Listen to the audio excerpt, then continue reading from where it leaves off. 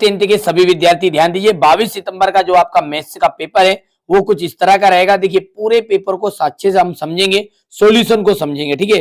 देखिए 96 और 404 का एचसीएफ क्या होगा, एचसीएफ आपको निकालना वैसे आता भी होगा, ठीक है। तो एचसीएफ किस तरह से निकलता है, जो आप 96 और 404 के टुकड़े कर लोगे ना और उनमें से कॉमन चीज निकालोगे तो 4 निकल कर आएगी, ठीक है। यहां से देखिए दूसरा है कि एक्स स्क्वायर -3 बहुपद के शून्यक होंगे। तो देखिए यहां पर बोला शून्यक के लिए तो हम बात करेंगे एक्स स्क्वायर -3 इक्वल 0, ठीक है। तो या फिर आप इसको डायरेक्टली ऐसे ही लिख सकते हैं कि ये जो 3 है इसको हम लिख सकते हैं एक्स स्क्वायर माइनस करनी 3 की घात 2, और आगे जब हम इसको बढ़ाएंगे तो क्या आएगा आपका ये बताइए। हाँ, ये एक्स आ जाएगा और एक बार प्लस में लिख जाएगा और एक बार माइनस में निकल के आ जाएगा, ठीक है। तो ये माइनस में निकलेगा तो इस तरह से हो जाएगा। अब जो ये बराबर शून्य के लिए बोल रहा है तो बराबर को उधर 0 लगाते हैं, याद है आपको। तो एक तो प्लस का करनी 3 हो जाएगा, एक माइनस का करनी 3 हो जाएगा। तो यहाँ पर आप प्लस और माइनस करनी 3 वाला आंसर सही कर सकते हो, ठीक है। अब यदि a1 by a2 is equal है b1 by b2 is equal है c1 बाई c2, तो समीकरण निकाय का कौन सा हल होता है। तो भैया इस कंडीशन में आपका अनंता अनेक हल होते हैं। जब पूरा जब बराबर होता है ना तो वहां पर कौन सा हल होता है, अनंता अनेक हल, ठीक है। समीकरण x square plus x minus 1 equal 0, इसमें मूलों की प्रकृति कैसी होगी।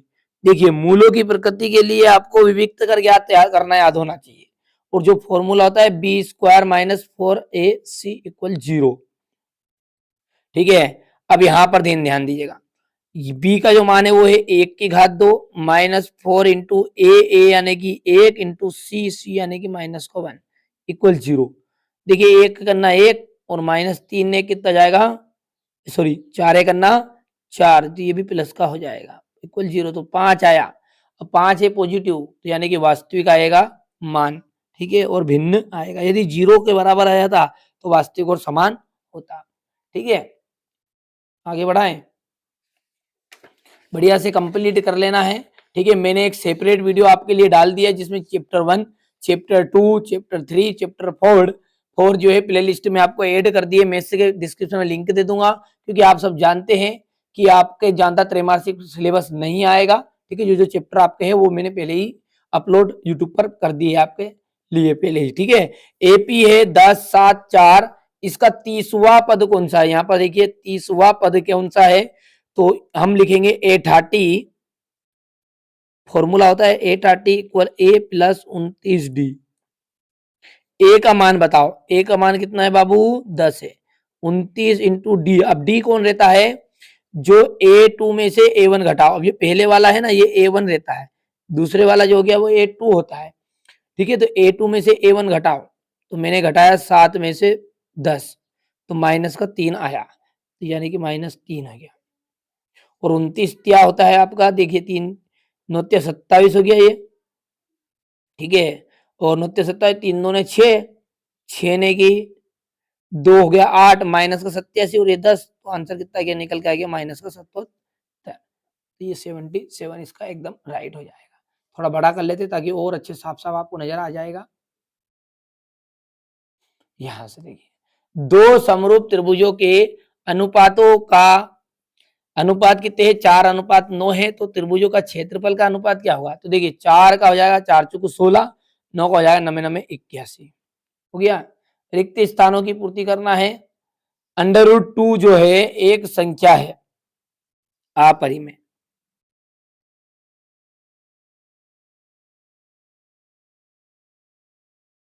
दो बहुपदों का जो गुणनफल आप करोगे तो बहुपदों का गुणनफल एक बहुपद ही निकलेगा। समीकरण 2x square plus 3y equal 5 में x का मान कितना रख दिया आपने, 1 रख दिया मान के चलो, ठीक है। तो y का मान कितना बनेगा, देखिए यहां पर रख दिया आपने 1, बोलो हाँ, 2 दून हो गया 4, 4 उधर गया ये, सॉरी 2 दून 4 कहां से जाएगा, 1 रखा है, 1 हो गया, 2 1 करना 2, 2 उधर गया, 3 बचा, 5 में से घट के अब बटे में बन गया 3। देखिए यहाँ पर कर देता हूँ, वैसे कोई दिक्कत नहीं है। ये आपका हो गया 2 गुणित 1, ठीक है, 2 गुणित 1 प्लस 3y इक्वल कितना जाएगा, 5 हो जाएगा। ठीक है, तो ये 2 एक करना कितना गया, 2 हो गया, 2 उधर गया तो घट के 3 बचा। अब 3y यानी कि y के बटे में जाएगा 3/3, आंसर कितना गया 1। तो इसका y का मान भी कितना आएगा आपका, 1 आएगा। द्विघात समीकरण से मूल ज्ञात करने का जो सूत्र प्राचीन भारतीय गणितज्ञ, ठीक है, श्रीधराचार्य जी ने दिया था। इन्होंने दिया था श्रीधराचार्य जी ने।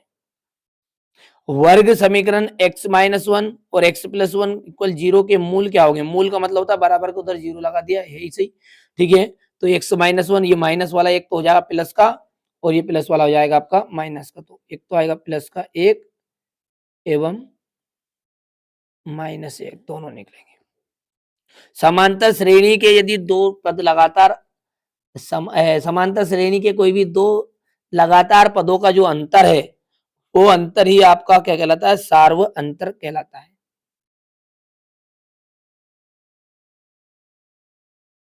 इसे हम डी से डोनेट करते हैं, प्रदर्शित करते हैं। ठीक है भैया।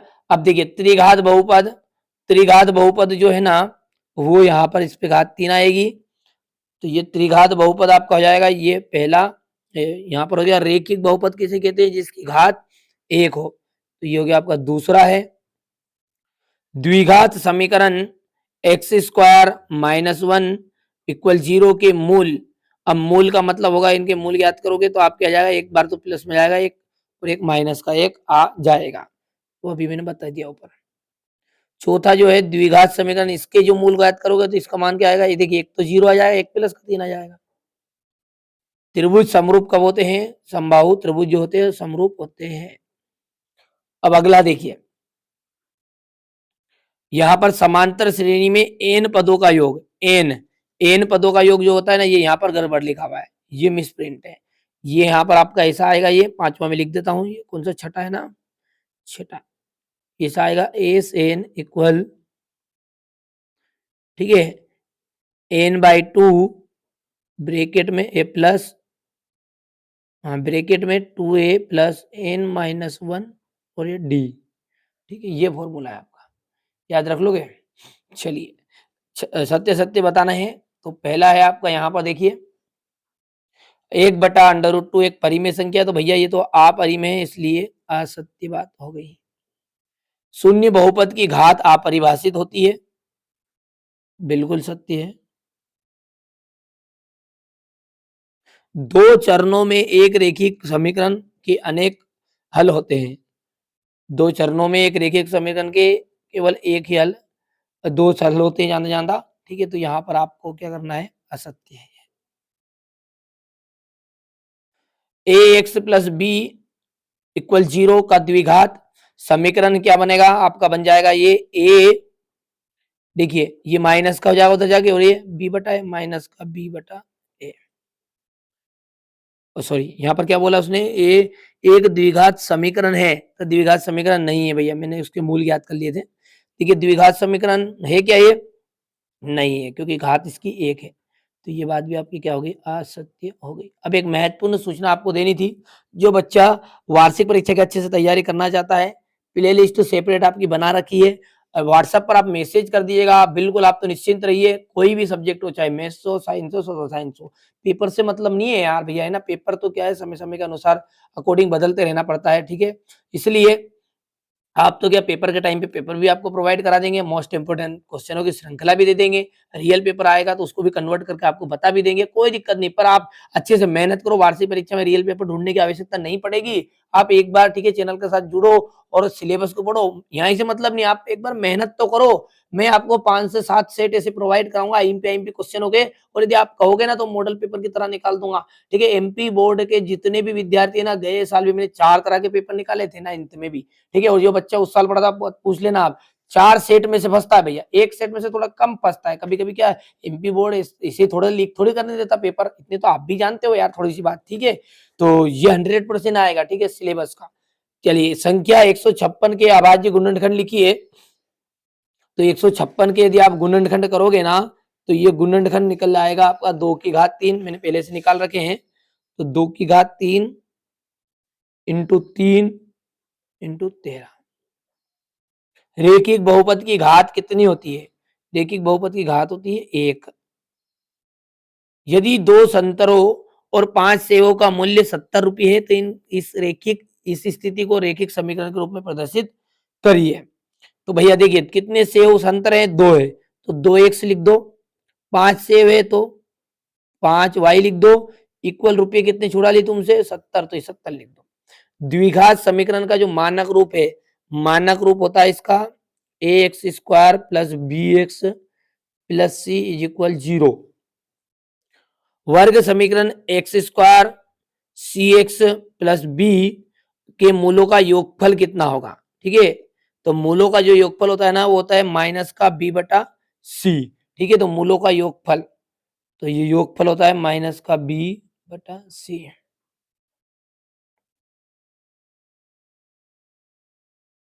और गुणनफल रहता तो सी बटा है। ठीक है, और आगे आ जाएगा आपका, यहाँ पर देखिए इसको उधर लेके जाएंगे ना, कुल मिला के बात ये 10वां पद ज्ञात करना। 10वां पद यानी कि ए टेन, और ए टेन आप ज्ञात करोगे ना तो यहाँ पर फॉर्मूला लगाना अपने को ए टेन इक्वल ए प्लस 9d। ए का मान तो 2 है प्लस 9 इंटू डी का मान कितना जाएगा? 5 जाएगा। 9 पंजे 45, 45 और 2 आपका आ जाएगा 47। तो इसका जो मान निकल जाएगा वो 47 आ जाएगा।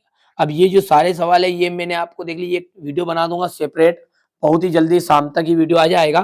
ठीक है, यदि बाद में यहाँ पर वीडियो आप देख रहे हैं तो तभी तक तो आपको मिल जाएगा। जैसे चैनल पर जाओगे चैनल आर्ट में लिखा रहेगा, उसमें सारा पढ़ाया रखा है। ठीक है, घंटा 2 घंटा 3 घंटा जितनी का भी वीडियो बनाऊंगा आराम से बनाऊंगा भैया, क्योंकि आपके पास समय बहुत है अभी तो 22 तारीख है। पर मेरी इच्छा ये है कि आप अच्छे से तैयारी कर लोगे ना, ये क्वेश्चन ये वार्षिक में भी आपको काम देंगे। ठीक है, यहाँ से देखिए क्वेश्चन नंबर 10 हो गया, ये कर लोगे इतना। चलिए क्वेश्चन नंबर 10 के बाद में हम बात करें तो यहाँ पर ये है आपका क्वेश्चन नंबर 11, प्रतिस्थापन विधि। ठीक है, जांच कीजिए x cube minus 4x square minus x plus 1 equal x minus 2 की पावर घात 3 है, समीकरण है या नहीं है? ध्यान से देखिए आप तो। ठीक है, यहां से समांतर श्रेणी है, बढ़िया से मेहनत कर लेना और अच्छे से कंप्लीट कर लीजिएगा। ठीक है, यहाँ पर क्वेश्चन नंबर 6 हो गया ये क्वेश्चन नंबर आपका 7, सॉरी गलती से 17 क्वेश्चन तक आ गए, मैंने ध्यान नहीं दिया। ठीक है, यहाँ पर क्वेश्चन नंबर 18 है ये। ठीक है, अच्छी मेहनत कर लो और अच्छे से कंप्लीट कर लो, यही चीजें आपकी परीक्षा में आएगी, 100% आएगी। ठीक है, यहाँ से देख लीजिए ये, और यहाँ से क्वेश्चन नंबर 21, 22 और ये अंत का 23। ठीक है भैया, तो ये मैंने आपको क्लास 10th का जो पेपर है ना सेट ए वो बता दिया, सेट बी बहुत ही जल्दी बता दूंगा। ठीक है, तो चलिए मिलते हैं अगले वीडियो में। हाँ, एक विशेष महत्वपूर्ण जो सूचना थी वो ये है कि सारा जो subject chapter 1, chapter 2, chapter 3, chapter 4, chapter 5, ठीक है, जितने भी आपके इसमें चैप्टर आने वाले हैं ना वो सारे के सारे मैंने प्ले लिस्ट में बना रखे हैं, आप जरूर जाकर देख लीजिएगा। ठीक है, आप तो अच्छे से मेहनत करो, और जो वास्तव में बच्चा पढ़ना चाहता है वो व्हाट्सएप पर जरूर मैसेज करिएगा, मेरे को भी वही बच्चे ठीक है मैसेज करिएगा जो उनको वास्तव में पढ़ना है। ठीक है, मेरी बहुत इच्छा है कि मेरे द्वारा किसी बच्चे को सहारा लगता है, कोई 80% 90% से पास होता है, हर साल करते हैं भैया। ठीक है, आप कई बच्चों का मन में ये विचार चल रहा है कि ये बिल्कुल पेपर फर्जी देते, भैया जो रियल पेपर होता है वो सामने नहीं बता सकते, सीधी सी बात है ये। ना तो मैं आपको रिस्क लेने दूंगा, ना मैं रिस्क लूंगा, सीधी सी बात है भैया, है ना। जो रियल पेपर आपको सामने देता है वो ले लीजिए, रियल पेपर है मौजूदगी में, ऐसा नहीं है। ठीक है, अब इतनी जान पहचान तो है कि रियल पेपर मिल जाता है, लेकिन भैया उसको सामने नहीं बता सकते, उनको इसी में आईएमपी के रूप में हमने समेट दिया है। चलिए, जो बच्चा समझदार है वो समझ गया होगा, और मिलते हैं अगले वीडियो में।